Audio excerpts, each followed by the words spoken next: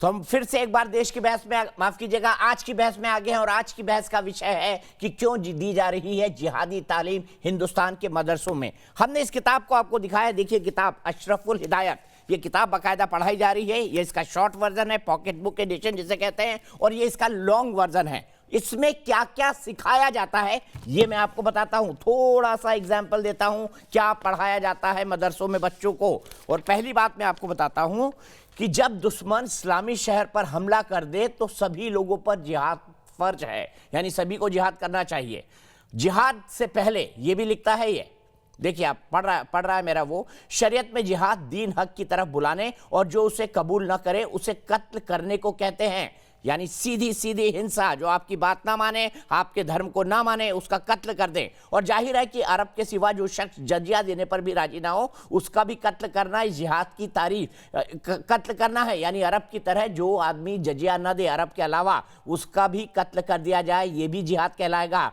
जिहाद की तारीफ यह है कि इन्हें पूरी सहलियत को अल्लाह के रास्ते में कत्ल करने में खर्च कर देना है, चाहे खुद को कत्ल करना या कत्ल करने वाले गाजियों की मदद करना, चाहे दौलत से हो या राय मशवरा देकर या उनकी भीड़ बढ़ाकर या किसी दूसरे तरीके से हो। जिहाद के अधीन रिबात है, रिबात का मतलब इस्लाम के इस सरहद पर जिसके बाद दारुल कुफ्र हो वहां पर कयाम करना, यानी दारुल कुफ्र जिसे कहते हैं, जिसे गैर इस्लामिक देश कहते हैं, और मुसलमान दारुल हरब, वो जो जहां पर मुस्लिम राष्ट्र हो। ये देखिए बात ये है अल्टीमेटली इस्लाम का शासन लाना है। कल इसी प्रति देश की बहस और देश की बहस में मैंने एक बड़ा सवाल उठाया था कि हर आतंकवादी मुसलमान क्यों होता है। कई बार नाम लिया गया नाथूराम गोडसे का भी कि भारत का पहला आतंकवादी नाथूराम गोडसे हुआ करता था। मैंने कहा बिल्कुल सही, महात्मा गांधी को गोली मारी थी, लेकिन पहला आतंकी कौन था ये इस बहस में खुल गया और खुद खोला मौलाना अली कादरी ने। सबसे पहले पैनल को इंट्रोड्यूस करूंगा, फिर ये पूरा स्टेटमेंट सुनाऊंगा। मेरे साथ retired major general G D Bakshi मौजूद हैं, मेरे साथ प्रेम शुक्ला मौजूद हैं, मेरे साथ विजय शंकर तिवारी मौजूद हैं, मेरे साथ मौलाना सईदुल कादरी मौजूद हैं, मेरे साथ फिरोज अहमद बख्त साहब मौजूद हैं कि जानी मानी शिक्षाविद हैं और इस्लामिक मामलों के बहुत बड़े जानकार हैं, लेकिन उस तरह की जानकारी नहीं रखते जिस तरह की ये मदरसे जिहाद की पढ़ाते हैं। सुनिए कल देश की बहस में क्या कहा था मौलाना अली कादरी ने कि कौन है दुनिया का सबसे पहला आतंकवादी। भी बीजेपी वाला मुसलमान, कभी आरएसएस वाला मुसलमान। मैं कहती हूँ चलिए आरएसएस बीजेपी तो आ जाइए, करबला में जब आप प्रॉफिट मोहम्मद सल्लल्लाहु अलैहि वसल्लम की नस्लों को खत्म कर रहे थे, जब आपने इमाम हुसैन को शहीद कर दिया था, तो जितने हाजी मौलाना काजी दाढ़ी वाले जो थे उनको मैं विधर्मी बोलती हूँ, कितने आप टाइटल्स लेके घूमिए, वो क्या था? वो पहला आतंकवादी हमला इस्लाम का मस्जिद में हुआ था। वहां पे आरएसएस नहीं थी, वहां पे बीजेपी नहीं थी। हजरत अली को जहर भरी बुझी तलवार इन्होंने सर पे मारी थी इन लोगों ने, और ईद से जस्ट कुछ दिन पहले फिर भी ये लोग ईद मनाते हैं।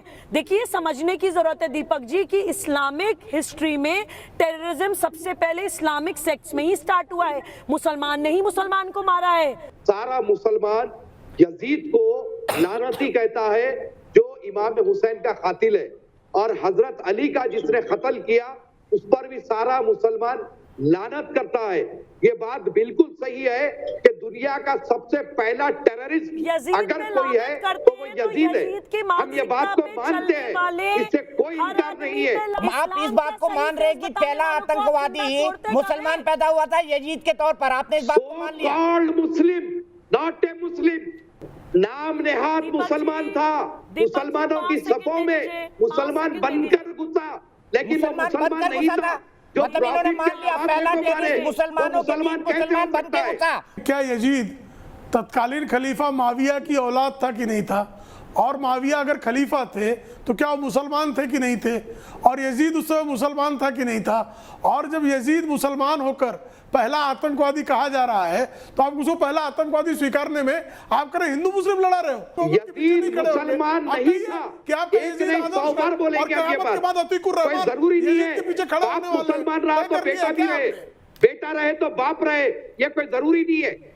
लो आप यजीद के पीछे खड़े होने वाले हैं क्या?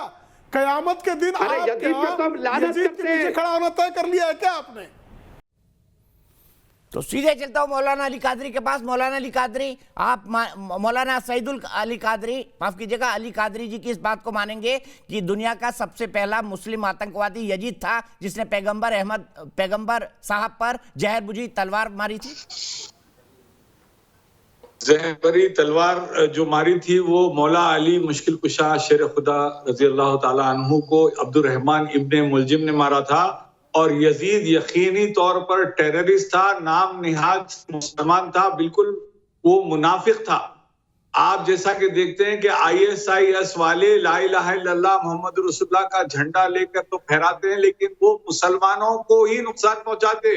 वो मुनाफिक है, वो तो काफिर सीखा तो है, उन्होंने जंगे जो करबला से ही है ना टेररिस्ट है। सर। इनको बात तो वही condemn हुई, क्यों नहीं सीखा करते तो हैं? जंगे करबला से ही है ना मौलाना कादरी, सीखा तो वही से है ना। सामने वाला जो देखेगा यजीद पर लानत है, यजीद दोज़ख है, दोज़ख का कुत्ता है यजीद। कि एवरी फिरोज बख्श साहब बताइए, पहला मुस्लिम टेररिस्ट यजीद को माना, अली कादरी ने माना और सईदुल कादरी कादरी ने माना, आप क्या दीपक जी कहेंगे? देखिए, मीडिया में क्लीशे मशहूर हो गया है कि every Muslim is not a terrorist but every terrorist is a Muslim. ये क्यों हुआ है? इसलिए कि गलत रास्ते पर भटक रहे हैं मुस्लिम नौजवान।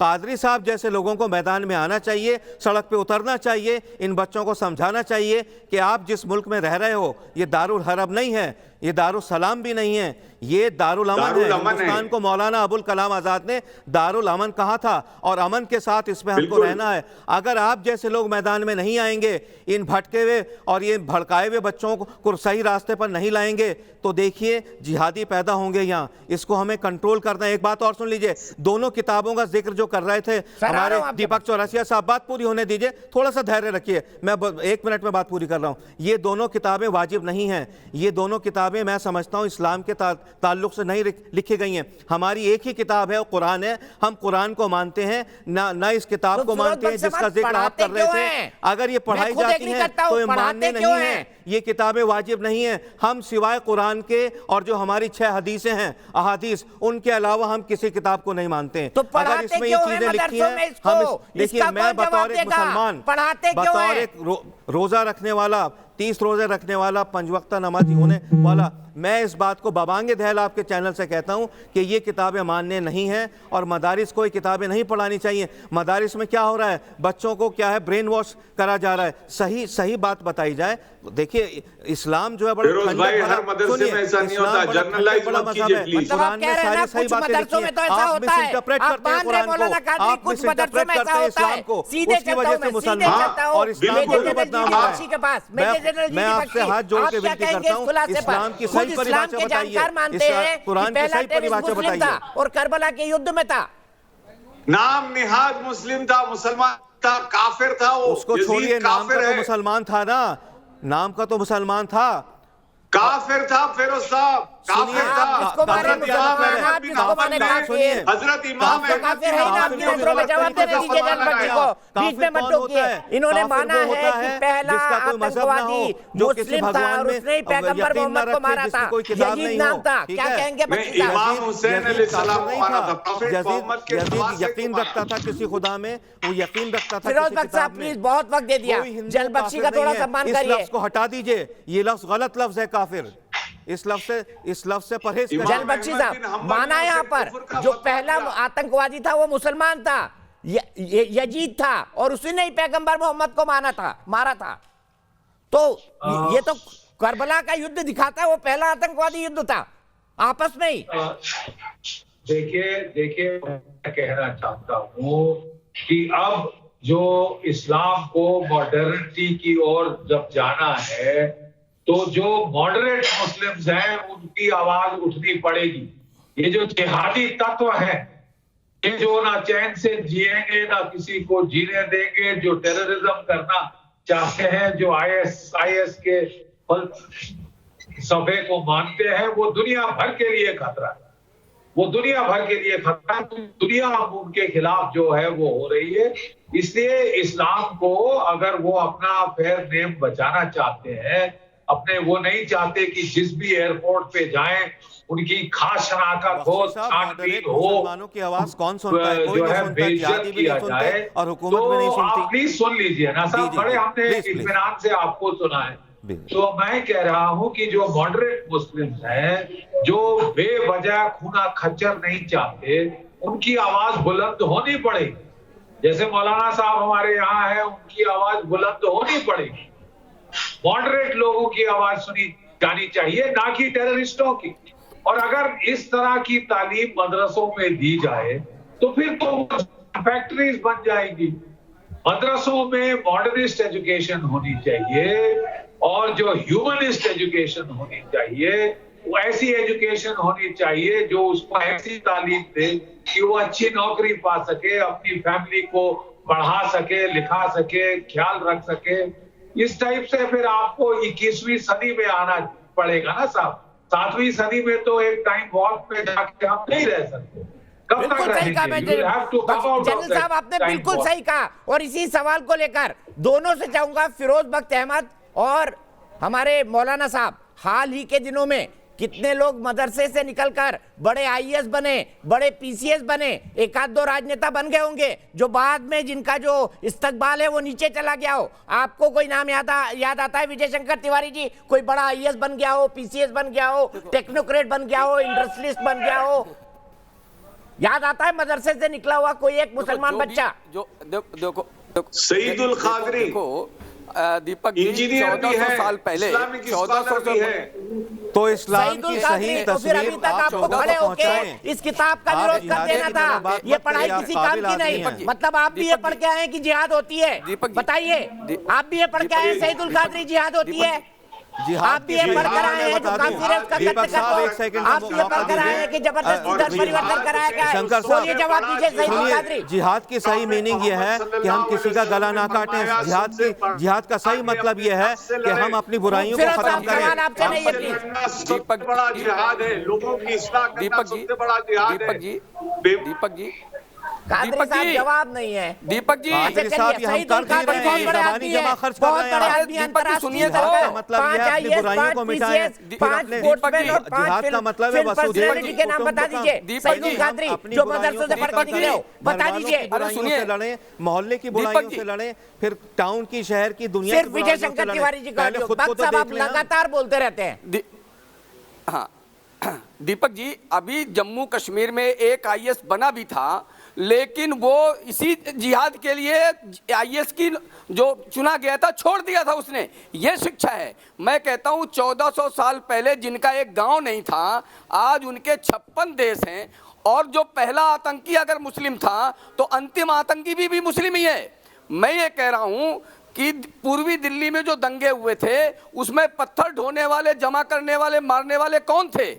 जम्मू कश्मीर में जो पत्थर फेंक रहे थे वो कौन थे? मुंबई को दहलाने वाले वो कौन थे? वो जो किताब पढ़कर निकलते हैं वो यही देवबंदी किताब पढ़कर निकलते हैं, जिनका परिणाम ये होता है।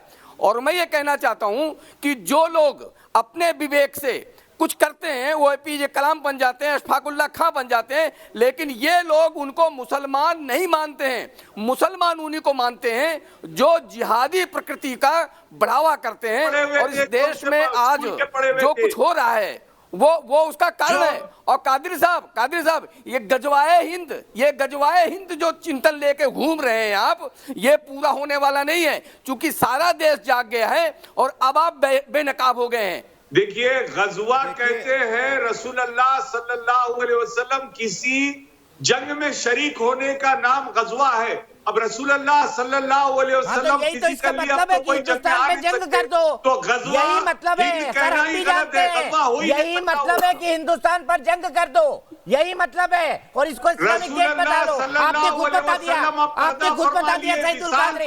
सोच लीजिए 5 नाम आईएएस पीसीएस मदरसे से निकले हो। सोचिए सईदुल कादरी। मैं प्रेम शुक्ला जी के पास चलता हूँ। प्रेम शुक्ला जी, वक्त नहीं आ गया है कि मदरसों पर एक कॉम्प्रहेंसिव रिपोर्ट बने? वक्त नहीं आ गया है इनके जिहादी सिलेबस को निकाल कर बाहर फेंका जाए? सरकार क्यों हिचकती है इस बात से? भूल जाइए गजवा को। गजवा नहीं होने वाला है हिंदुस्तान में कभी। नाम मत लीजिए गजवे का। सरकार के सामने बातें हैं, सरकार बिल्कुल नहीं हिचकेगी। मुद्दे मैं इनसे पूरे 30 मिनट तक मैं चुपचाप सबको धैर्य से सुनता रहा। मेरी अपेक्षा है कि मेरे मुस्लिम भाई जिस पैनल में है मेरी बात को ध्यान से सुनेंगे। एक तरफ सईदुल कादरी कहते हैं कि यजीद जो है सिर्फ नाम का मुसलमान था, वो वैसे काफिर था। तो जब दारुल उलूम देवबंद अगर आपको अल हिदायत जैसी पुस्तक पढ़ा रहा है जिसमें दूसरों को कत्ल करने की बात की जा रही है, तो ऐसे दारुल उलूम देवबंद को आप जो है नाम का मुसलमान है वो मुसलमान नहीं है, वो गैर इस्लामिक है, ये घोषित कर देंगे।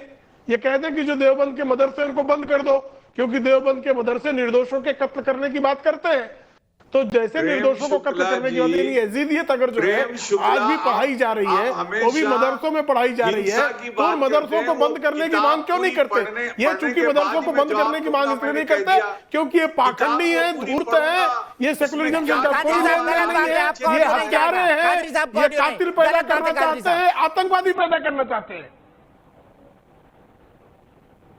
लेकिन प्रेम शुक्ला जी, आतंकवादी पैदा करने का इनका जो इरादा है, आतंक जी। एक सवाल मैं आपसे जानना चाहता हूँ, दीपक जी, आप भी खूब पढ़े लिखे हैं, कल यजीद को पहला आतंकवादी मान लिया उन्होंने, मानने के बाद ये क्यों बोलने लगे वो काफिर है, मुसलमान नहीं है जी?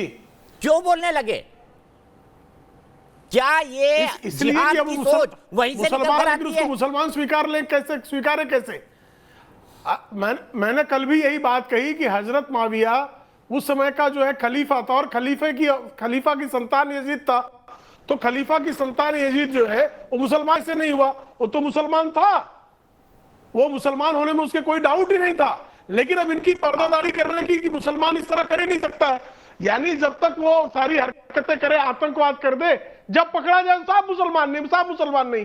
तो ये इनका जो है पाखंड है। ये वैसे तो देवबंद में ले जाकर जो है वो जैश ए मोहम्मद के चीफ को, मौलाना को टहलाते रहेंगे, लेकिन जैसे ही वो पकड़ा जाएगा साहब ये मुसलमान नहीं, साहब अरे मुसलमान नहीं है तो उसको कब्र में जगह क्यों देते हो? मुसलमान नहीं है तो मस्जिद में क्यों आने देते हो? मुसलमान नहीं है तो नमाज क्यों पढ़ने देते हो? मुसलमान नहीं तो ईद में क्यों शरीक करते हो उसको? इसका मतलब है कि आप पाखंडी हो, धूर्त हो, और आप दुनिया के मानवता के खिलाफ हो, शैतानियतों को मानने वाले लोग हो। इनकी शैतानी हरकतों को जो है छुपाने, पर्दादारी करने का अपराध करने वाले लोग हैं। ये आपराधिक तत्व है, ये आपराधिक तत्व है। और मौलाना सईदुल कादरी जैसे लोग धूर्त हैं, इनकी धूर्तता प्रकट होती है, इनका पाखंड प्रकट होता है, इनका जो है अपराधियों को बचाने का ये प्रयास है, और अपराधियों को बचाने के इस प्रयास को बिल्कुल जो है भारत स्वीकार नहीं करेगा, पूरी दुनिया में स्वीकार करेगी, पूरी दुनिया की हकीकत पहचान चुकी है, सईदुल पूरी कादरी दुनिया साहब, जान आपने चुकी यहाँ है पर कहा कि ये कि देश कातिल में जो है, हालात ये है, आतंकवादियों आतंकवाद के है, समर्थक जो है, परिस्थितियां ये हैं, बाकी लोगों को जो है दुनिया के खिलाफ है, मुखालिफ है। ठीक है। 8वीं सदी में इमाम गजाली ने ये कहा था मुसलमानों से, आरएसएस है, दुनिया भर की सब चीजें हैं, मुसलमान को दबाया जा रहा है, डराया जा रहा है, निकाला जा रहा है, विक्टिमाइज किया जा रहा है। मुझे बताइए सीरिया में क्या है? सीरिया में आरएसएस की शाखा कहां लगती है बता दीजिए? दमास्कस में लगती है कहीं पे, जहां पर कत्लेआम हो रहा है? किसके बीच हो रहा है? जवाब दीजिए मौलाना कादरी, जवाब दीजिए। कौन सी आरएसएस की शाखा वहां कत्लेआम कराने जाती है सीरिया में? बीजेपी की बात करना शुरू कर देते हैं, इनको कुछ पता ही नहीं है बहस क्या है, मुद्दा क्या है। इस तरह रशियन हुकूमत को हटाने के लिए, अफगानिस्तान से हटाने के लिए अमेरिका की और उसकी अलाइज पार्टीज ने एक तालिबान को क्रिएट किया, और उसके जरिए अमेरिका को वहां पर कहां चले गए? उसी तरह सीरिया में सीरिया में, बगदाद में, मिडिल ईस्ट में, जहां पर आतंक के नाम पर लोगों ने चलिए माना भारत में आरएसएस बीजेपी कर रही है, वहां कौन कर रहा है? इसका जवाब भी ढूंढ के रखिएगा मौलाना कादरी। आज की हमारी बहस में इतना ही, लेकिन ये किताब जब तक सिलेबस से हटेगी नहीं तब तक न्यूज नेशन पर यह किताब और इससे जुड़ा मुद्दा छाया रहेगा। इसलिए और हम लगातार बताते रहेंगे कि क्या मजहब की शिक्षा देना कोई गलत बात नहीं है, लेकिन मजहब के नाम पर कट्टरता सिखाना, जिहाद सिखाना, क्या ये सही है? और क्या ये किसी भी सभ्य समाज में एजुकेशन का सिलेबस होना चाहिए? सवाल आपके सामने है, जवाब की प्रतीक्षा रहेगी।